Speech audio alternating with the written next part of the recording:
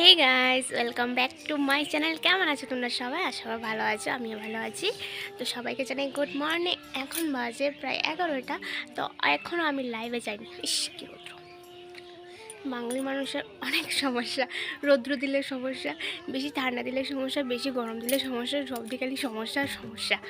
যাই হোক, তো আমার খাওয়া দাওয়া সব কমপ্লিট, মানে সব কাজ পুরো কমপ্লিট। সকালে যা কাজ আছে সব কমপ্লিট। এখন লাইভে যাওয়া কাজ আছে। ওই দেখো গুলগুল। তো চলো ব্লগটা দেখতে থাকো কন্টিনিউ। আর জানি না কী কী শেয়ার করতে পারবো। আর তোমাদের দাদা আজকে বাড়িতেই আছে, বাট ও আমার সাথে কথা বলে না। একটু ঝগড়া হয়েছে, আজকে ওর কথা হয়নি, ঠিক আছে? তো আবার পরে একটু করে কথা বলে নেবে। তো চলো আবার ব্লগটা দেখতে থাকো।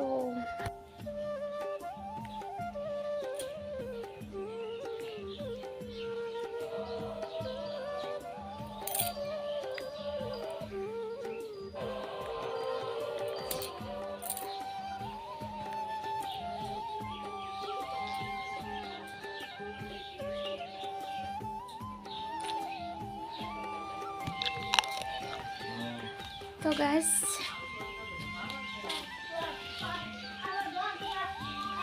ঘুম থেকে উঠে গিয়েছি জামা কাপড়টি আনতে। আর মানে উঠেই সব কাজ সেরে নিয়েছি, ঠিক আছে?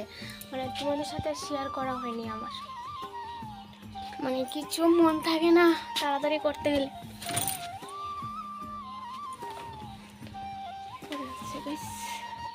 থামিয়ে তো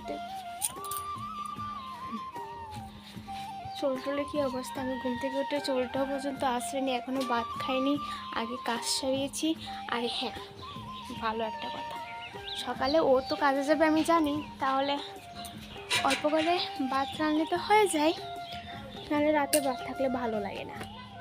কী হয়েছে, তো পরে ও কাজে যায় না, ভাত কিন্তু রাধা শেষ, ঠিক আছে? রান্না কিন্তু হয়ে গেছিলো ভাত, তারপর বলে কি কাজে যাবে না, কাজ হবে না। তখন সকালে তো সবার হয়ে গেছে, দুপুরে হবে, মানে দুজনের মানে অল্প অল্প করে হয়ে যাবে। তবে আর আলোচনা করে রান্না করিনি। ঘুম থেকে উঠে না দেখি ও ভাত আমার জন্য একটুও রাখি, ওই খেয়ে নিয়েছে।